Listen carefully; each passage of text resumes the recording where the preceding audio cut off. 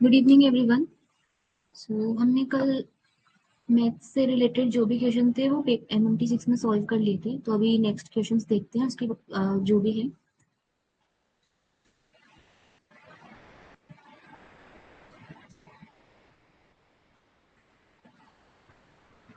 सो यहाँ तक हमने डिस्कस किया था क्वेश्चन नंबर 21 तक। सो इसमें हमने क्या क्या डिस्कस किया था एक बार वो देख लेते हैं। पहला था कि डिफरेंशिएट इस तरह से अगर कोई भी इक्वेशन गिवन है हमें,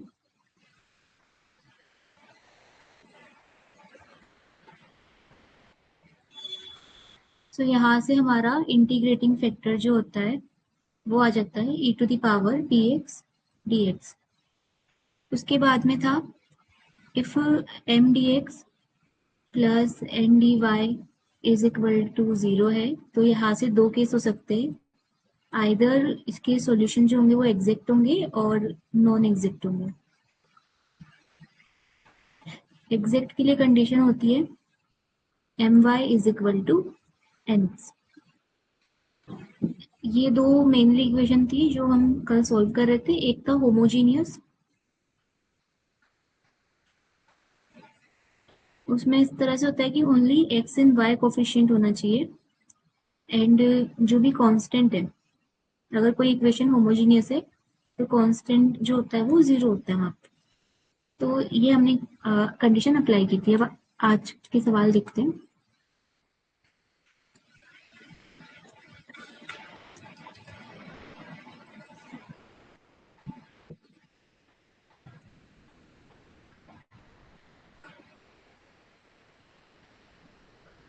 सो क्वेश्चन में बोला है a uniform distributive load of 5 kilo newton per metre x over a 3 metre length of beam from x is equal to 2 to x is equal to 5 from the left support A its equivalent point load is. ठीक है, तो हमें बोला है कि यहाँ पर जो सपोर्ट है यहाँ से ये जो लोड है इसका इक्विवेलेंट पॉइंट कौन सा है और उस पर कितना लोड लग रहा है। सिंपल हमसे ये पूछ रहा है।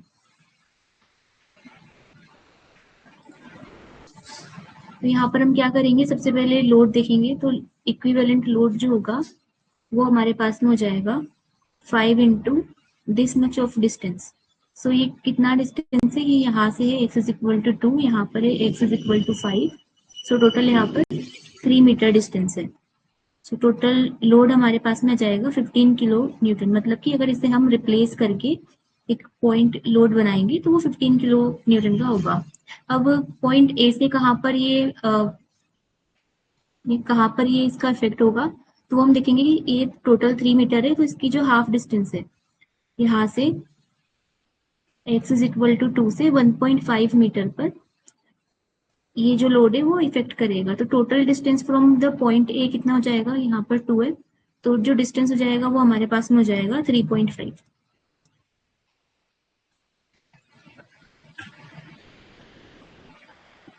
ठीक है, तो इसका जो आंसर होगा वो हो जाएगा option number c, 15 kilo newton at x is equal to 3.5। Then अगला क्वेश्चन है हमारे पास में।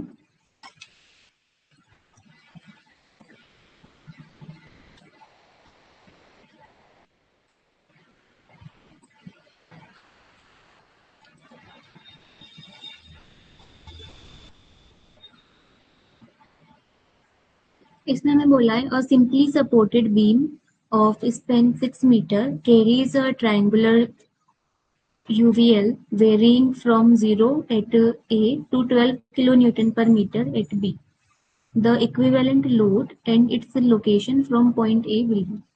तो यहाँ पर सिंपली हम क्या करेंगे, ये जो लोड है यहाँ पे अब ये लीनियरली वेरी कर रहा है।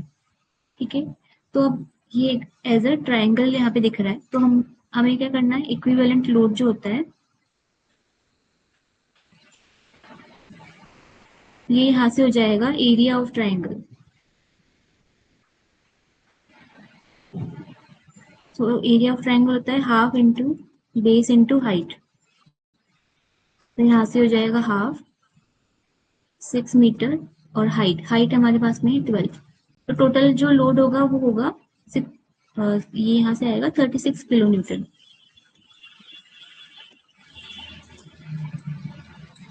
अब हमसे पूछा डिस्टेंस कितना होगा, तो डिस्टेंस होगा जो भी ट्राइंगल का सेंटर ऑफ मास होता है, तो यहाँ से देखेंगे तो यहाँ से L/3 डिस्टेंस पर, अगर ये टोटल L डिस्टेंस है, बेस ऑफ अगर ट्राइंगल L है, तो जो लार्ज साइड ऑफ लेंथ होता है वहां से L/3 डिस्टेंस पर इसका सेंटर ऑफ मास एक्ट करेगा।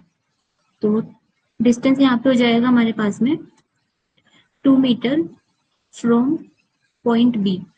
हमसे क्वेश्चन में क्या पूछा है, क्वेश्चन में हमें बोला है कि पॉइंट ए से कितना डिस्टेंस हो जाएगा, तो हमारा आंसर हो जाएगा फ्रॉम ए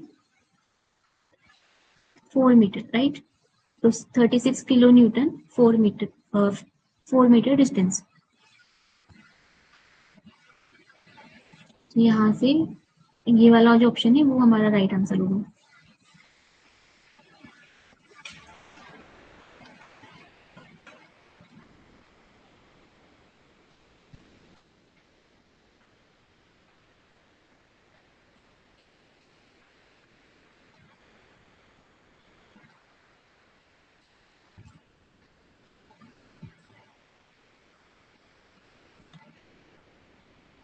अब नेक्स्ट क्वेश्चन पर आते हैं। Simply supported beam of span 8 meter carries a 24 kilonewton point load at 3 meter from A. The reaction at B will be, ठीक है। तो यहाँ पर हमें सिंपली फ्री बॉडी डायग्राम्स का एक बार बना लेते हैं। यहाँ पे क्या हो जाएगा, ये यहाँ पे रिजिड है तो यहाँ पे दो रिएक्शन लगेंगे, reaction in vertical direction and horizontal direction. उसके बाद में पॉइंट बी पे रोलर सपोर्ट है, तो यहाँ पर ओनली वर्टिकल डायरेक्शन में रिएक्शन होगा। देन 24 किलो न्यूटन इस तरह से वर्क कर रहा है, यहाँ से है 3 मीटर डिस्टेंस पे और ये वाला है 8 मीटर डिस्टेंस पे। अब हमें बोला है कि रिएक्शन एट बी क्या होगा, तो सिंपल है, इसमें हम क्या करेंगे, moment about a is equal to 0। तो पॉइंट ए के अबाउट अगर देखेंगे तो पॉइंट ए से ये दोनों फोर्स पास कर रहे हैं, तो रिएक्शन एट ए वाई और एक्स दोनों ही जीरो, उनका जो मोमेंट है वो जीरो हो जाएगा थ्रू पॉइंट ए। सो यहाँ से हमारे पास में हो जाएगा 24 इंटू 3, ये हो जाएगा positive, minus then reaction at b into 8 metre. यहाँ से इसे कैलकुलेट कर लेते हैं, तो रिएक्शन फोर्स एट बी आ रहा है 9 किलो न्यूटन।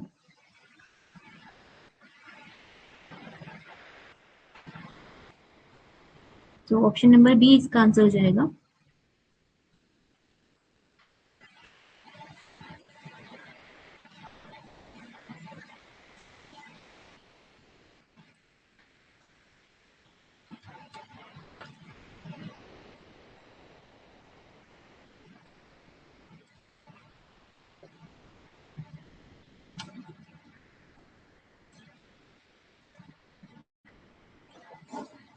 यहाँ पर है cantilever beam of length 4 metre carries a 12 kilo newton point load at its free end and a UDL of 3 kilonewton per meter over full length of span. Find the fixed end moment magnitude in kilonewton per meter. So यहाँ पर देखो, इसमें basically हमें क्या करना है, equivalent load जो भी है उनको निकालना है और उसके बाद में जो फिक्स्ड एंड है, कौन सा फिक्स्ड एंड है, यहाँ पे ये जो बार यहाँ पे बना हुआ है इसका मतलब ये फिक्स्ड एंड है। तो अबाउट दिस पॉइंट हमें इक्विवेलेंट इसका मूवमेंट निकालना है। तो उसको कैसे करेंगे, यहाँ से बोल देते हैं, यहाँ पर मान लेते हैं यहाँ पे ए पॉइंट है, यहाँ पर है बी पॉइंट, टोटल डिस्टेंस है यहाँ पे 4 मीटर, राइट।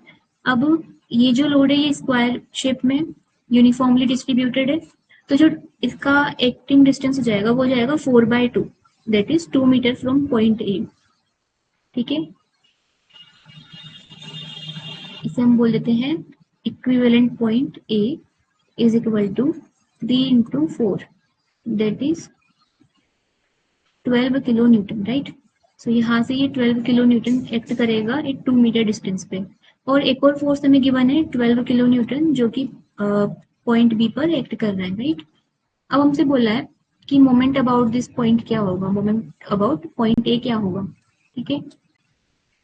सो यहाँ से हो जाएगा moment about a is equal to, अब देखो दोनों फोर्स जो है वो सेम डायरेक्शन में है, तो इस डायरेक्शन में पॉइंट यहाँ पे सी बोल देते हैं, पॉइंट सी पर क्लॉकवाइज डायरेक्शन में मूवमेंट होगा और पॉइंट बी पर भी क्लॉकवाइज डायरेक्शन में मूवमेंट होगा, तो ये दोनों सेम डायरेक्शन में, हम इसे एज अ पॉजिटिव कंसिडर कर लेते हैं।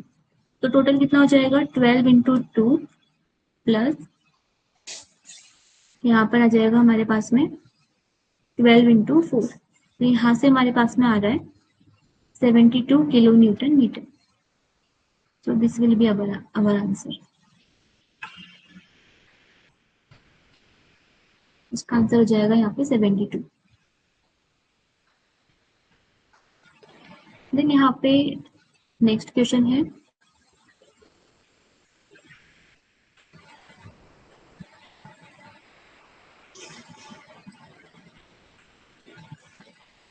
यहाँ पर बोला है a simply supported beam of span 6 meter has a 40 kilonewton point load at mid span. Find the maximum bending point. ठीक है, तो मैक्सिमम बेंडिंग कहाँ पे हो, जहाँ पे मैक्सिमम फोर्स लग रहा है, राइट। तो यहाँ पर अगर आप देखोगे ध्यान से, सो ये जो है इस तरह से यहाँ पर इसका ग्राफ बनेगा। ये जो ग्राफ है इसका मतलब ये है कि जो पॉइंट बी है, यहाँ पर जो पॉइंट से बोल देते हैं सी, यहाँ पे जो 40 किलो न्यूटन फोर्स लग रहा है, राइट। तो यहाँ पर ये मैक्सिमम जो मोमेंट है इसका वो होगा यहाँ पे, क्यों, क्योंकि ये सिमेट्री के हिसाब से देखेंगे तो यहाँ पर जो वर्टिकल फोर्स लग रहा होगा और यहाँ पर जो वर्टिकल फोर्स लग रहा होगा, तो उनके सेंटर में यही आ रहा है। ठीक है, अब हमें बोला है इसका मैग्नीट्यूड क्या होगा, इसकी डायरेक्शन क्या होगी, तो वो देख लेते हैं। सबसे पहले हमें यहाँ पे अननोन फोर्स कैलकुलेट करने होंगे। एक तो यहाँ पे अननोन फोर्स है reaction at B, other unknown force है reaction at A in y direction, reaction at A in x direction. ठीक है, यहाँ पर कोई भी फोर्स हॉरिजॉन्टल डायरेक्शन में नहीं है, तो reaction at A x direction 0 हो जाएगा। फॉर वाई डायरेक्शन हम क्या करेंगे, तो फॉर वाई डायरेक्शन हम करेंगे reaction at a y plus reaction at b should be equal to 40 kilo newton, right. अब यहाँ पे एक बात देखो, ये जो है ये सिमेट्रिकल है, तो इसमें एक थ्योरी होती है कि जो दोनों रिएक्शन, अगर मान लो ये वाला फोर्स दोनों से सेम डिस्टेंस पर है, यहाँ से भी 3 मीटर है और यहाँ से भी 3 मीटर है, राइट। तो अगर ये सेम डिस्टेंस पर होता है तो reaction at A is equal to reaction at B. So यहाँ पे सिंपली हो जाएगा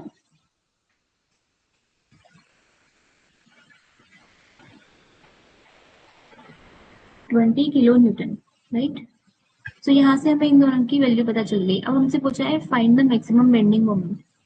ठीक है, तो मैक्सिमम बेंडिंग मोमेंट का फॉर्मूला क्या होता है, फॉर्मूला होता है maximum m max at centre, it will be equal to जो लोड हमारे पास में है, मैक्सिमम जो लोड हमारे पास में है इनटू डिस्टेंस डिवाइड बाय 4। तो यहाँ से ये हो जाएगा 40 इंटू 6 डिवाइड बाय 4। यहाँ पर एल है, इसको हम स्पैन भी बोलते हैं, मतलब टोटल जो कैंटिलीवर बीम है उसका मतलब कितनी लेंथ, उसे हम यहाँ पे देखते हैं। तो यहाँ पे आंसर आ जाएगा 60 किलो न्यूटन मीटर।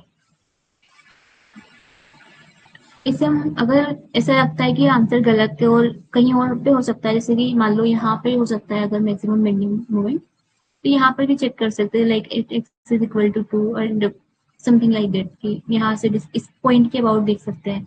यहाँ से मान लो 1 मीटर पर है और टोटल यहाँ पर 3 मीटर हो जाएगा, यहाँ पे ये 1 मीटर हो जाएगा, सॉरी 3 नहीं, यहाँ पे 4 हो जाएगा, यहाँ पे 2 हो जाएगा। तो इस तरह से यहाँ से इसको चेक, क्रॉस चेक भी कर सकते हैं।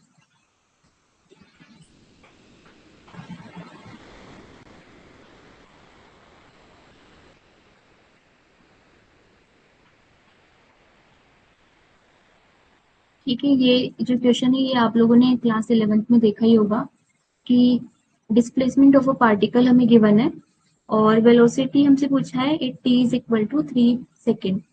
ठीक है, तो यहाँ पे देखो डिस्प्लेसमेंट एंड वेलोसिटी में क्या रिलेशन होता है, velocity is equal to change in displacement with respect to time. तो इसे हम इस तरह से भी लिख सकते हैं, ठीक है, ये दोनों वेक्टर क्वांटिटी होते हैं। अब यहाँ पे हमें सीधे सीधे एस का फंक्शन दिया हुआ है, तो एस का फंक्शन हमें क्या दिया हुआ है, s is equal to 2t cube minus 3t square plus 4t, right. तो यहाँ से वेलोसिटी क्या हो जाएगी, velocity will be differentiation of displacement. तो वेलोसिटी यहाँ पर हमारे पास में हो जाएगा, इसको डिफरेंशिएट कर देते हैं ds अपॉन dt यहाँ से ये आएगा हमारे पास में 60 स्क्वायर माइनस 60 प्लस 4। ठीक है, अब हम वेलोसिटी हमारे पास में एज अ टाइम के रूप में आ गई, मतलब वेरिएबल यहाँ पे है टाइम, और हमें बोला है कि t is equal to 3 second पर वेलोसिटी क्या होगी। ठीक है, तो यहाँ पर हम क्या करेंगे, t is equal to 3 put कर देंगे, तो ये हो जाएगा 6 into 3 square minus 6 into 3 plus 4। ठीक है, तो ये कितना हो रहा है यहाँ पे 54 माइनस 18 प्लस 4, तो 58 माइनस 18 यहाँ पे हमारे पास में हो जाएगा 40 मीटर पर सेकेंड। ठीक है, इसकी डायरेक्शन अभी हमें नहीं पता है, पर अगर ऐसे देखेंगे तो ये पॉजिटिव एक्स डायरेक्शन में जा रहा है, क्योंकि जो यहाँ पर इसकी वैल्यू कैलकुलेट करके आई है ये पॉजिटिव आई है, राइट। तो ये in the positive x direction जा रहा होगा, तो ये हो जाएगा 40 metre per second in positive direction. इसको देख लेते हैं, ऑप्शन अच्छा ऑप्शन नहीं है, तो यहाँ पर ये हो जाएगा 40 मीटर पर सेकेंड।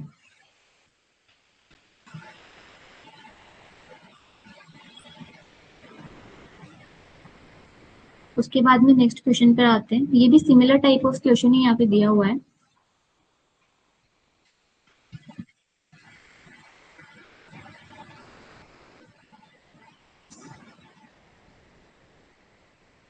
यहाँ पे हमें बोला है a particle has a acceleration of 2 second, 2s है यहाँ पे, सेकेंड नहीं है, 2s है, 2s metre per second square at s is equal to 0, v is equal to 4 metre per second, find velocity at s is equal to 6 metre per second. तो अगर यहाँ पर आप देखोगे तो ये बोल रहा है कि जब डिस्प्लेसमेंट 0 था, मतलब जब पार्टिकल ने just particle is about to move, then यहाँ पर वेलोसिटी हमारे पास थी, इनिशियल वेलोसिटी ये हमारे पास थी 4 मीटर पर सेकेंड, और अब ये बोल रहा है कि जब वो 6 मीटर डिस्प्लेसमेंट हो चुका है तो वेलोसिटी क्या होगी, राइट।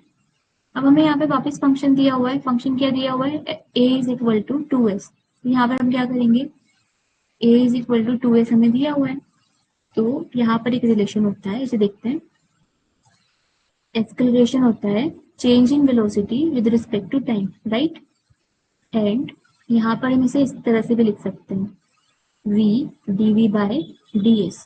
ठीक है, ये और ये दोनों ही एक्सेलरेशन जो है उसका रिलेशन होता है। तो यहाँ से देखते हैं क्या आएगा, तो इसे इक्वेशन नंबर 1 बोल देते हैं। सो यहाँ पर ये हो जाएगा a is equal to v dv by ds।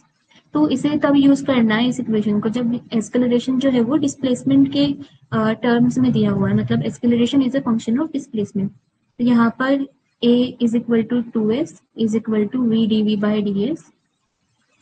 यहाँ पर हम क्या करेंगे, 2s ds is equal to v dv, right.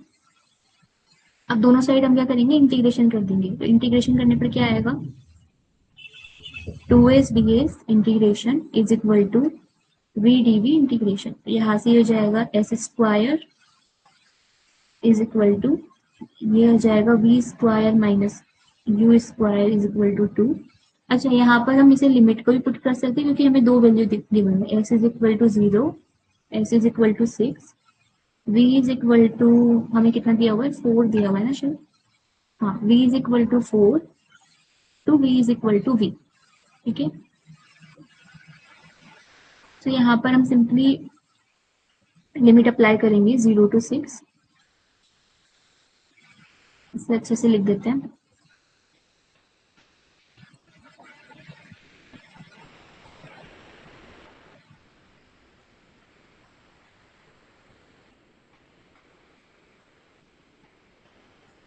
तो यहाँ पर ये हो जाएगा v square by 2 4 to v, ये हो जाएगा v square by 2 minus 4 square by 2 is equal to 36 minus 0।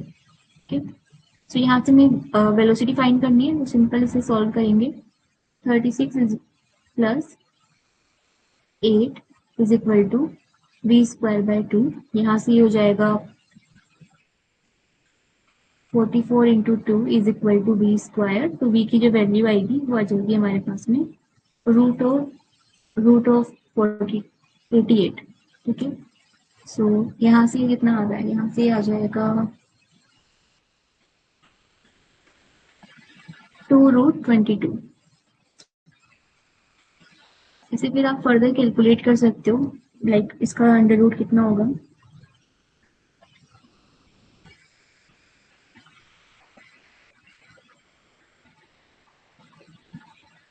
सो ये यहाँ पे कैलकुलेट करने पर आता है 9.380 मीटर पर सेकेंड।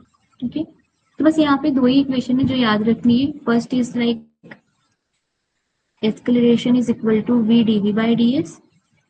तो इस केस में मोस्टली हमें इंटीग्रेशन ही करना होता है। एक होता है acceleration is equal to d v by d t, एक होता है s is equal to sorry v is equal to d s upon d t. तो इस तरह से हमें इनको बस याद रखना है। तो अगर हम इसको ऐसे देखें तो एस टू वी टू ए अगर हम जाएंगे तो हमें इंटीग्रेशन करना है, और अगर हमें इस डायरेक्शन में जाना है तो हमें डिफरेंशिएट करना है। उसके बाद में हम नेक्स्ट क्वेश्चन पर आते हैं, क्वेश्चन नंबर 29। तो यहाँ पर दिया हुआ है the median of the observation arranged in ascending order is 21, find the value of x. तो यहाँ से मीडियन क्या होता है, मीडियन बेसिकली जो भी मतलब हमारे पास में यहाँ पे सबसे मिडल में जो वैल्यू होगी, अगर ये 2 आती है, अगर मान लो n1 आती है n2 आती है, तो मीडियन हमारे पास में हो जाता है n1 plus n2 divide by 2। और अगर सिर्फ एक ही वैल्यू है हमारे पास में तो median is equal to that value. तो यहाँ से देखते हैं, यहाँ से 1 2 3 4 इधर जाएंगे, यहाँ से 1 2 3 4, तो बीच में हमारे पास में आ रहा है x+2। So x+2 is equal to 21। तो यहाँ से x की वैल्यू आ जाएगी 19।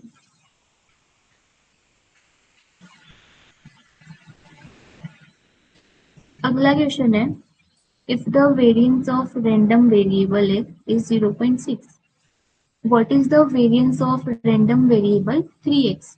ठीक है, तो यहाँ पर इसको देखते हैं।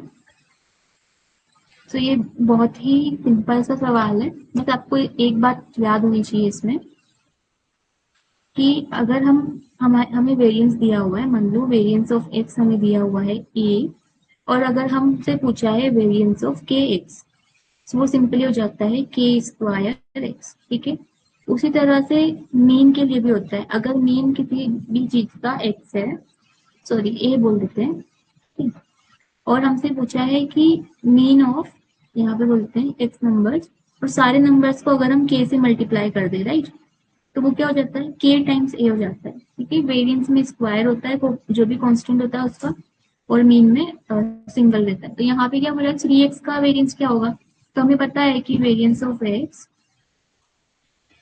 0.6 है। तो वेरिएंस ऑफ 3x क्या हो जाएगा, वेरिएंस ऑफ 3x हो जाएगा 3 स्क्वायर इंटू 0.6। तो यहाँ से हो जाएगा 5.4, राइट, हाँ 5.4। ठीक है, तो मतलब अगर हम नंबर ऑफ मतलब वैल्यूज को मल्टीप्लाई कर रहे हैं किसी नंबर से, मतलब किसी कोई नंबर एक से बड़ा है उससे, तो वेरिएंस जो है वो और ज्यादा हो रहा है, मतलब उनके बीच का जो डिफरेंस है वो और ज्यादा हो रहा है। तो हम इसे मतलब बोल सकते हैं कि वो मीन वैल्यू से बहुत ज्यादा डेविएट कर रही है। यहाँ पे ये क्वेश्चन है, ये हमने पहले भी किया है। This is one of the most important application of statistical techniques in industry which are based on the theory of probability in sampling, are being extensively used in almost industries such as armament, aircraft, automobiles, textile, electrical equipment, plastic, rubber, electronics, chemical, petroleum, transport, and so on. This is cost of living index, demand analysis, quantity index number, statistical quality control. So इसका answer क्या होगा, इसका answer option number D हो जाएगा। Basically ये quality से related है, इसी में इसका आंसर मतलब छुपा हुआ है। देन अगला आता है coefficient of variation is a synonym of, so यहाँ पे relative distribution, standard deviation, relative variance और none of the above. So अगर किसी ने ये पढ़ा है तो आप लोगों को क्या लगता है इसका आंसर क्या होना चाहिए।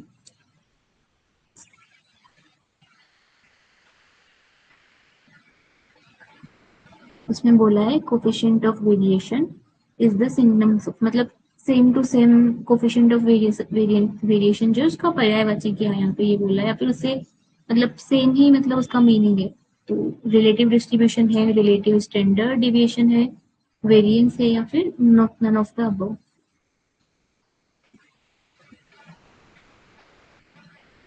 सो देखते हैं किसी ने दिया है क्या मुझे इसको।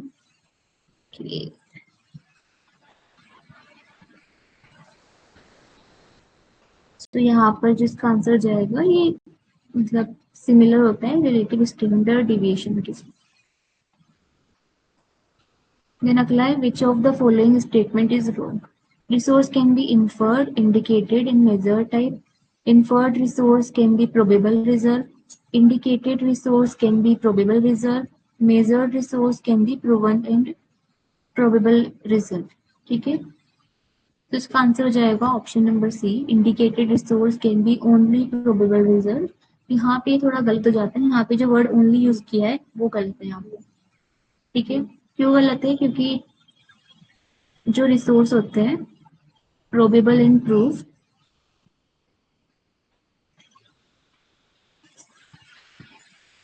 यहाँ पर जो है दो तरह से आ सकता है। फर्स्ट इज इंफर्ड, मतलब कहीं कहीं से लेते हैं इंफर्ड को, इसे हम रिसोर्स बोलते ही नहीं है, पर कुछ बुक्स में इसे एज ए प्रोबेबल भी बोला जाता है। और एक होता है इंडिकेटेड, और प्रूफ्ड रिजर्व हम बोलते हैं जो कि मेजर टाइप ऑफ रिसोर्स है। ठीक है, तो ये ऑप्शन नंबर सी हमारा यहाँ पे गलत हो जाएगा। और डी में बोला है measured resource can B proven and probable, नहीं, सॉरी हाँ ये हो सकता है, क्योंकि मेजर्ड रिसोर्स में भी हो सकता है कि जो डेटा हमारे पास है उसमें हमें और रिफाइनमेंट की नीड है।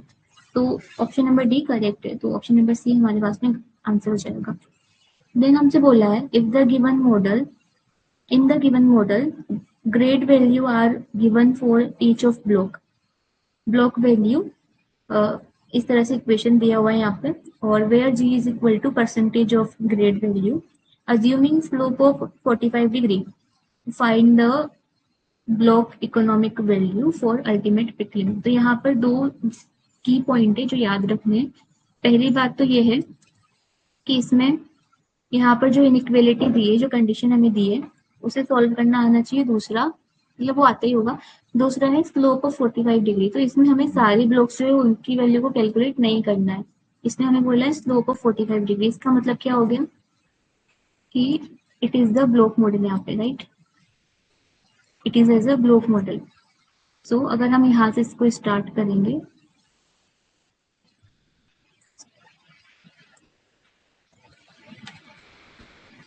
दिस यहाँ पर 45 डिग्री का मतलब हो गया कि इस तरह से यहाँ पर कुछ मतलब हम माइन कर रहे होंगे, this block this block this block and this block. तो टोटल 4 नंबर ऑफ ब्लॉक हमें माइन करने हैं यहाँ से। अब सेकंड बात क्या है, हमें इक्वेशन दी हुई है। इक्वेशन क्या दिया हुआ है?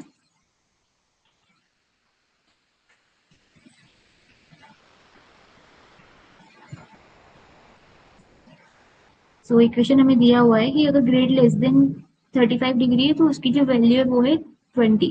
ठीक है, और अगर ग्रेड ग्रेटर देन 35 है या इक्वल टू 35 है तो 30 प्लस 2 इंटू ग्रेड। ठीक है, 30 प्लस 2 इंटू ग्रेड एंड 20। ठीक है, तो इस इन चारों में हमारे पास में जो ये वाला ब्लॉक है और 32 बी, इन दोनों की जो वैल्यू है वो क्या हो जाएगी? 20, राइट। यहाँ पे भी 20 होगा हमारे पास में और यहाँ पे भी 20 होगा। ठीक है, और हम जो माइन कर रहे हैं वो इस तरह से कर रहे हैं। अब ये जो दो ब्लॉक है इनकी वैल्यू हमें कैलकुलेट करनी है, तो ये सिंपली क्या हो जाएगी, इसे बोल लेते हैं 1, ये 2, तो फॉर ब्लॉक 1 सिंपली हो जाएगा 30 प्लस 2 इंटू 36, तो यहाँ से आ जाएगा 72 प्लस 30 102। और ब्लॉक 2 के लिए अगर हम देखेंगे तो वो हो जाएगा 30 प्लस 2 इंटू 39, सो यहाँ पर ये हो जाएगा 108।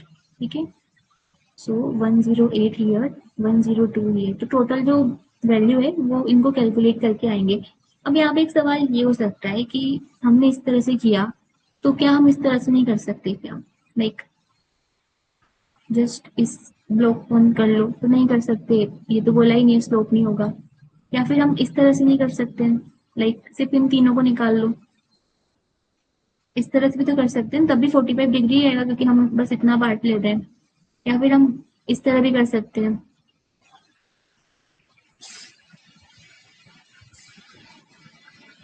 सो इस केस में और इस केस में जब हम वैल्यू कैलकुलेट करेंगे तो जो अभी हमारे पास में वैल्यू आई है, इकोनॉमिक वैल्यू इसलिए पूछना है यहाँ पे, ठीक है। जो वैल्यू अभी हमारे पास में आई है, ठीक है, कैलकुलेट कर लेते हैं। ये हमारे पास में 200 और 250, राइट। हाँ, तो यहाँ पर जो वैल्यू आई है वो, ये 3 ब्लॉक अगर हम एक्सट्रैक्ट करेंगे और यहाँ से ये 3 ब्लॉक अगर एक्सट्रैक्ट करेंगे तो कम आएगी, क्योंकि अगर इन तीनों को करेंगे तो 20 20 20, यहाँ पर हमारे पास में आ रहा है 60। इन तीनों को करेंगे यहाँ पर तो ये हो जाएगा 102 प्लस 40, तो ये यहाँ पे आ रहा है 142। ठीक है, जस्ट अगर हम इस ब्लॉक को इंक्लूड कर लेते हैं और इस ब्लॉक को इंक्लूड कर लेते हैं लाइक दिस, तो हमारे पास में जो वैल्यू आएगी वो हाईएस्ट होगी। तो बेसिकली इकोनॉमिक वैल्यू का मतलब ही यही है कि हम इस तरह से एक्सट्रैक्ट करें कि मतलब उन्हीं ब्लॉक्स को एक्सट्रैक्ट करना है जिनसे हमें हाईएस्ट वैल्यू मिल रही है। तो इसका आंसर हो जाएगा 250। यहाँ पे जो स्लोप है ये इंपॉर्टेंट पार्ट है, कुछ और दिया होता तो फिर उस हिसाब से करना होता। देन अगला क्वेश्चन है, देखो यहाँ पे दिया हुआ है, find the block economics value for the slope of 1:1। ठीक है, तो इसमें जो मैं कॉन्सेप्ट अभी बता रही थी वो ज्यादा अच्छे से समझ में आएगा। तो यहाँ पे बोला है स्लोप ऑफ 1:1 मतलब अगेन 45 डिग्री, और यहाँ पे हम लिख देते हैं -1 +4 +5 एंड +1। इस तरह से यहाँ पे कुछ ब्लॉक्स हैं। ठीक है, तो अब देखो यहाँ पर अगर आप नीचे इस डायरेक्शन में देखोगे तो इस स्ट्रिप को देखो, तो यहाँ पर -6 और +1 टोटल -5 वैल्यू है। यहाँ पर देखेंगे तो -4 -2 -1, मतलब पॉजिटिव ब्लॉक्स जो है वो बहुत ही कम है।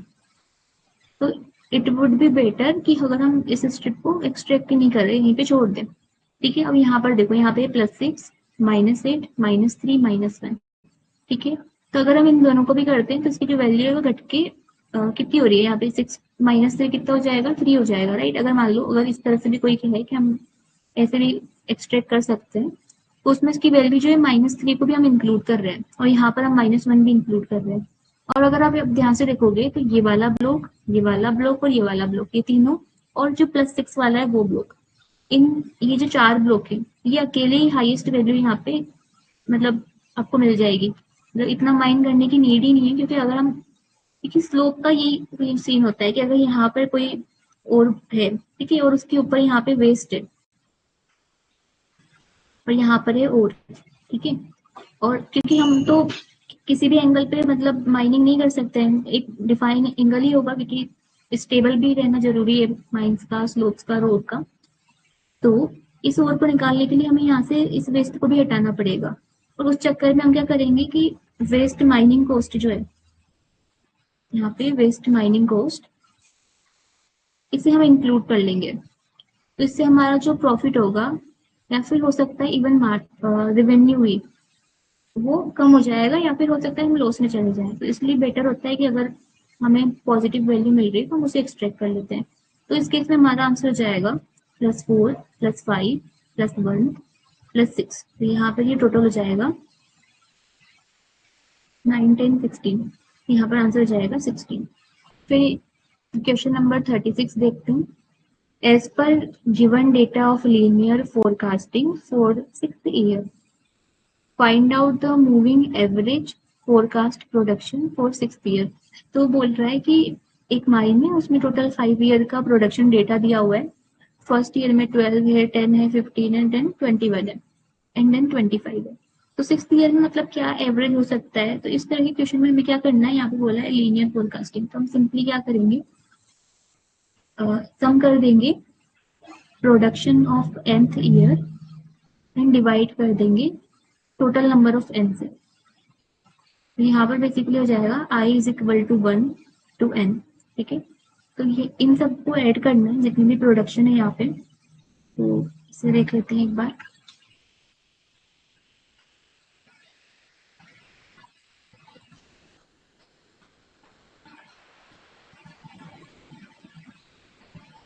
यहाँ पर ये क्या हो जाएगा, यहाँ पर हो जाएगा एवरेज। अगर हम फोरकास्ट करना चाहें कितना होगा, तो वो बेसिकली हो जाएगा 12 plus 10 plus 15 plus 21 plus 24 divide by total कितने ईयर अभी कितने ईयर का डेटा हमारे पास में सिंपली, इससे अगर सिंपल बोले तो यहाँ पर हो जाएगा 16.6 टन। अब हम नेक्स्ट क्वेश्चन पर आते हैं, क्वेश्चन नंबर 37।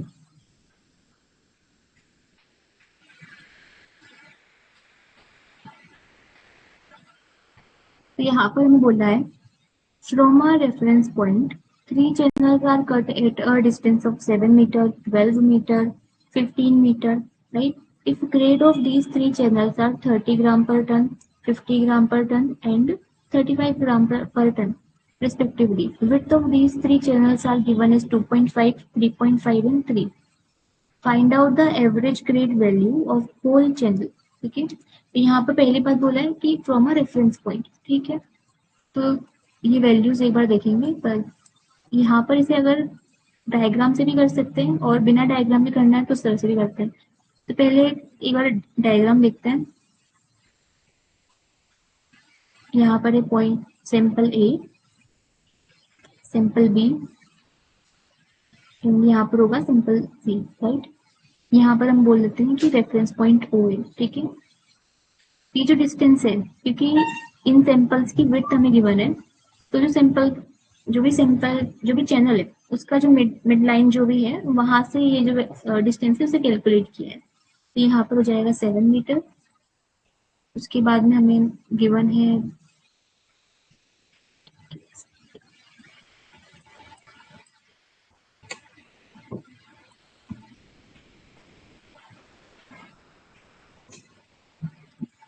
तो यहाँ पर हमें क्या क्या गिवन है, 7 मीटर है,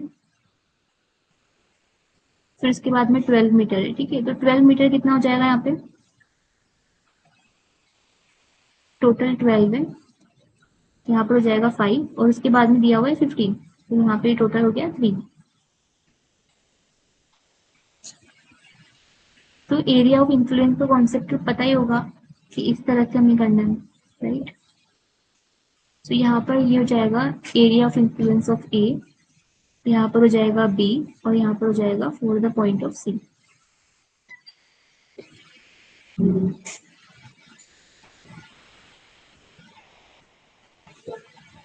यहाँ पर हमें विड्थ इनका गिवन है 2.5, 3.5 एंड 3 मीटर। तो टोटल डिस्टेंस यहाँ पर है 5 मीटर। तो एरिया ऑफ इन्फ्लुएंस ऑफ ए हमारे पास में होगा, सॉरी यहाँ तक होगा, जो भी सैंपल है उनकी सेंटर पॉइंट तक। फिर same area of influence of B होगा यहाँ तक, और यहाँ से होगा area of influence of C.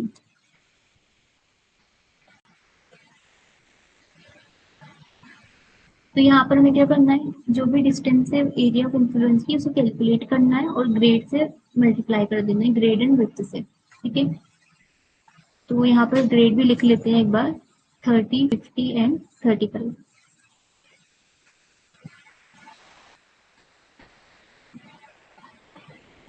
तो एरिया ऑफ इन्फ्लुएंस देख लेते हैं। फॉर ए हमारे पास में आ जाएगा 7 plus 2.5। Area of influence of B हमारे पास में आ जाएगा 2.5 प्लस 1.5, तो यहाँ पे टोटल हो जाएगा ये 4 मीटर।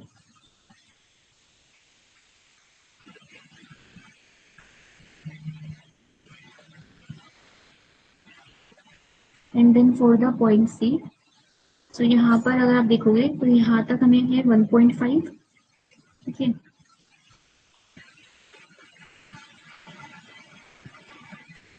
ये हो जाएगा 3 मीटर। विड्थ हमें गिवन है तो सिंपल ग्रेड कैलकुलेट कर लेंगे। ग्रेड यहाँ पे हो जाएगा grade into width into area of influence divide by width into area of influence, ठीक है।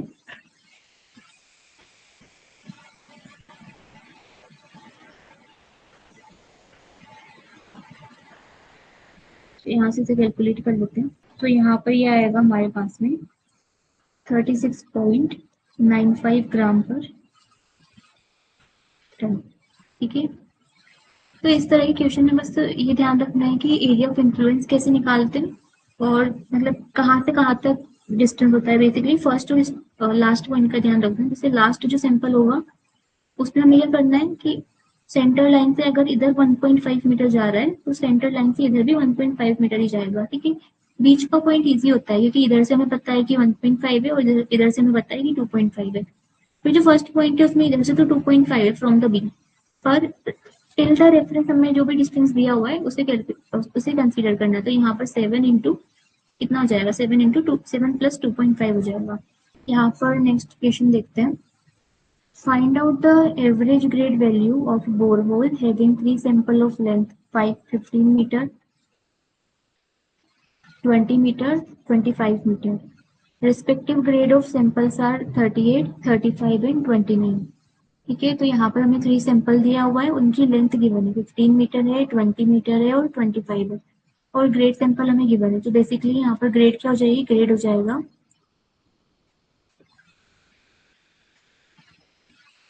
Summation of grade into length और divide by summation of total length. ठीक है, तो यहाँ से हो जाएगा 15 into 38 plus 35 into 20 plus 25 into 29 divide by 15 plus 20 plus 25। तो यहाँ पर हमारे पास में ग्रेड आएगा 33.25। ऑप्शन नंबर बी हमारा आंसर हो जाएगा।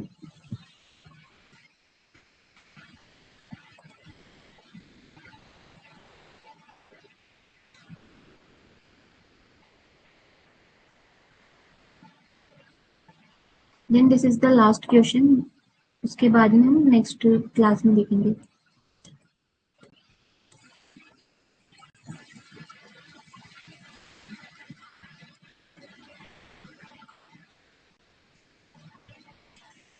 यहाँ पर एक given rate in situ ore is equal to 1200, grade of in situ given है, grade of waste given है। If in extraction we have dilution of 15%, then find out grade value after mining। ठीक है, तो basically हमसे पूछा है कि अगर वेस्ट भी है जो ओर के संग डाइल्यूट हो जाता है तो टोटल जो इफेक्टिव ग्रेड है वो कितना होगा। तो यहाँ पर हमारे पास में टोटल वेस्ट देख लेते हैं कितना है। टोटल वेस्ट है हमारे पास में 1200 इंटू 15 डिवाइड बाय 100। ठीक है, इतना वेस्ट जो है वो डाइल्यूट हुआ है, तो टोटल जो डाइल्यूट हुआ है वो है 180 टन। उसके बाद में ग्रेड वैल्यू आफ्टर माइनिंग कितना हो जाएगा, तो after mining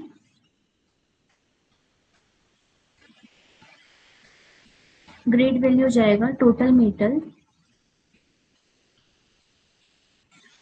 divide by ore plus waste. यहाँ पर जो वेस्ट है वो टोटल वेस्ट नहीं है, this is the diluted waste, मतलब कितना डाइल्यूट हुआ है, जैसे यहाँ पे 15% हुआ है तो उस हिसाब से। तो इसे देख लेते हैं। टोटल मेटल हमारे पास में है 1200 टन इंटू 0.5 प्लस 180 इंटू 0.012।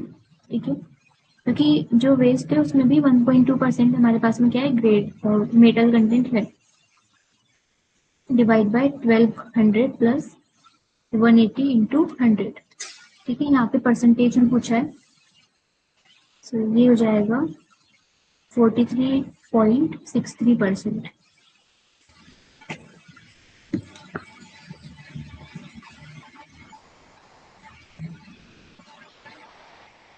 अब इसके बाद में जो भी क्वेश्चन है हम नेक्स्ट क्लास में देखते हैं। तब तक के लिए To watch the complete video, download the Mining Gyan app from the Play Store. Enjoy a seamless learning experience without interruptions and subscribe to our YouTube channel.